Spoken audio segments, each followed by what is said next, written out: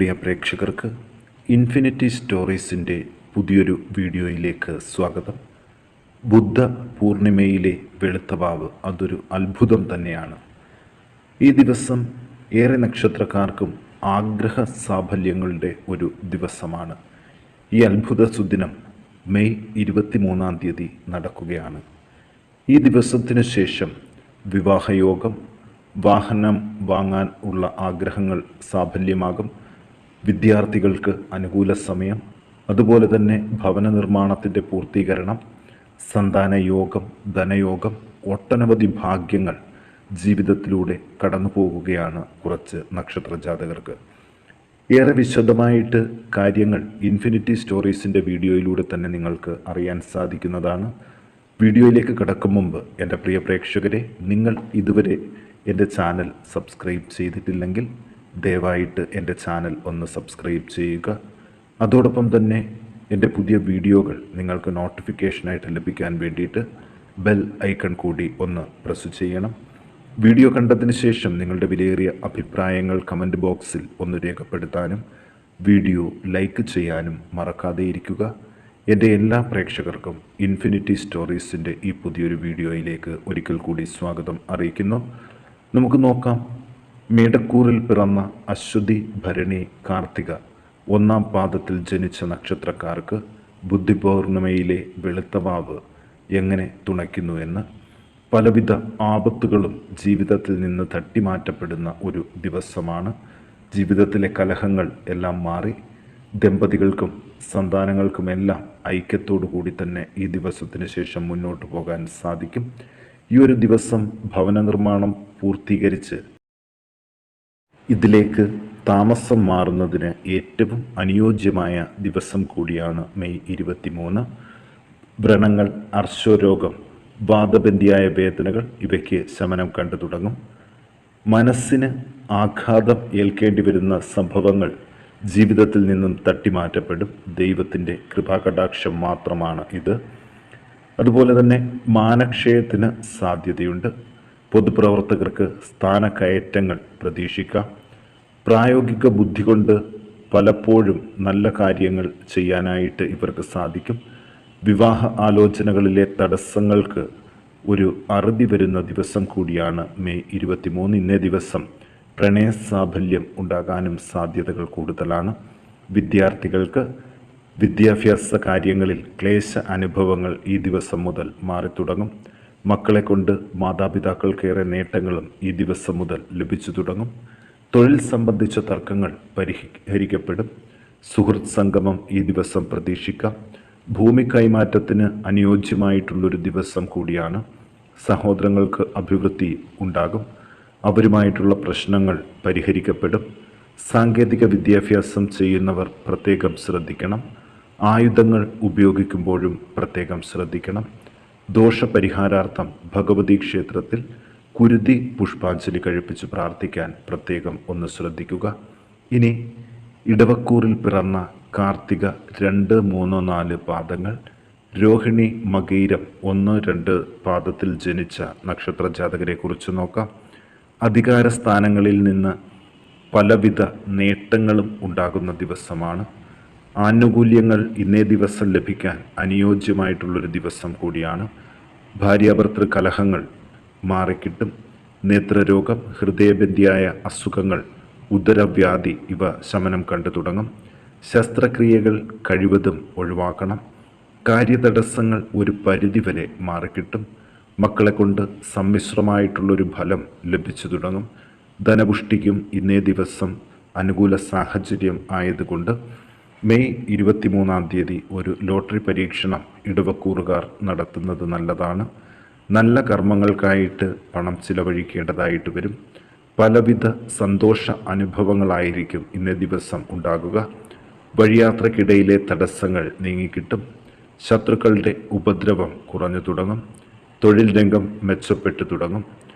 തൊഴിൽ രംഗത്ത് കൂടുതൽ പണം മുടക്കി കൂടുതൽ ലാഭം കൊയ്യാനും ഈ സമയം അനുകൂലമാണ്. വിദ്യാഭ്യാസത്തിലെ തടസ്സങ്ങൾ മാറി വിദ്യാർത്ഥികൾക്ക് മുന്നേറ്റം നടത്താൻ സാധിക്കും. ഉദ്യോഗാർത്ഥികൾക്കും ഇന്നേ ദിവസം വിദേശ ജോലിക്കായിട്ട് ശ്രമിച്ചാൽ ഗുണപരമായിട്ടുള്ളൊരു ഫലം തന്നെ ലഭിക്കുന്നതാണ്. ഇവർ ഗുണഫലങ്ങൾ ഇരട്ടിക്കാൻ വേണ്ടിയിട്ട് വിഷ്ണു ക്ഷേത്രത്തിൽ ഭാഗ്യസൂക്തം പുഷ്പാഞ്ജലി കഴിപ്പിച്ച് പ്രാർത്ഥിക്കാൻ ഒന്ന് ശ്രദ്ധിക്കണം. ഇനി മിഥുനക്കൂറിൽ മകയിരം 3-4 പാദങ്ങൾ, തിരുവാതിര പുണർദം 1-2-3 പാദത്തിൽ ജനിച്ച നക്ഷത്ര ജാതകരെക്കുറിച്ച് നോക്കാം. ബന്ധുജനങ്ങളുടെ വിരോധം കുറഞ്ഞു തുടങ്ങാൻ സാധ്യതയാണ് ഇന്നേ ദിവസം മുതൽ കാണുന്നത്. സേവന പ്രവർത്തനങ്ങൾക്കും മറ്റും ഉള്ള തടസ്സങ്ങൾ മാറിവരും. വീട്ടിൽ സ്വസ്ഥമായിട്ടുള്ളൊരു അന്തരീക്ഷം സംജാതമാകും. ഭാഗ്യ അനുഭവങ്ങൾ ഉണ്ടാകും. അച്ഛനോ തത്തുല്യവർക്കോ ചില ഭാഗ്യം ഇന്നേ ദിവസം വന്നു ചേരും. ബുദ്ധിസാമർഥ്യം കൊണ്ട് ഒരുപാട് നേട്ടങ്ങൾ നേടിയെടുക്കാൻ സാധിക്കും. കലഹ സ്വഭാവം ഉള്ള ഇവർക്ക് ഇതിൽ നിന്നൊരു മാറ്റം പ്രതീക്ഷിക്കാം. ആഭരണങ്ങളും മറ്റ് അലങ്കാര വസ്തുക്കളും ഇന്നേ ദിവസം വാങ്ങാൻ സാധിക്കും. ഉദരവ്യാധിക്ക് പ്രത്യേക ചികിത്സ ആവശ്യമായിട്ട് വരുന്നുണ്ട്. കൂടുതൽ കാൽനട യാത്രകൾ മാറ്റിവെക്കണം. പുതിയ സംരംഭങ്ങൾ തുടങ്ങാൻ അനുകൂലമാണ്. ചഞ്ചല മനസ്കരാകാതിരിക്കുക. ഒന്നിലും ഉറച്ച തീരുമാനം എടുക്കാൻ പറ്റുന്നില്ലെങ്കിൽ സുഹൃത്തുക്കളുടെയോ ബന്ധുക്കളുടെയോ സഹായം ആവശ്യപ്പെടുക. വാദബന്ധിയായ വേദനകൾ അതിജീവിക്കും. കമിതാക്കൾക്ക് ആഗ്രഹം സഫലീകരിക്കുന്നൊരു ദിവസം കൂടിയാണ് മെയ് 23. മിഥുനക്കൂറിലെ മകയിരം, തിരുവാതിര, പുണർദം നക്ഷത്ര ജാതകർ ദോഷപരിഹാരാർത്ഥം ഭഗവതിക്ക് ചെത്തിപ്പൂമാല ചാർത്തി പ്രാർത്ഥിക്കാൻ പ്രത്യേകം ശ്രദ്ധിക്കണം. ഇനി കർക്കിടകക്കൂറിൽ പിറന്ന പുണർദം 4-ാം പാദം, പൂയം, ആയില്യം നക്ഷത്ര ജാതകരെക്കുറിച്ച് നോക്കാം. വീട്ടിൽ സ്വസ്ഥമായിട്ടുള്ളൊരു അന്തരീക്ഷത്തിന് തുടക്കം കുറിക്കുകയാണ് മെയ് 23. കുടുംബത്തിൽ പല മാറ്റങ്ങളും ഇന്നേ ദിവസം മുതൽ കണ്ടു തുടങ്ങും. നിർമ്മാണ പ്രവൃത്തികളിൽ ഏർപ്പെട്ടിരിക്കുന്നവർക്കെല്ലാം വിജയസാധ്യതകൾ കൂടുതലാണ്. സഹോദര ബന്ധങ്ങൾ മോശമാകാതിരിക്കാൻ ഒന്ന് ശ്രദ്ധിക്കണം.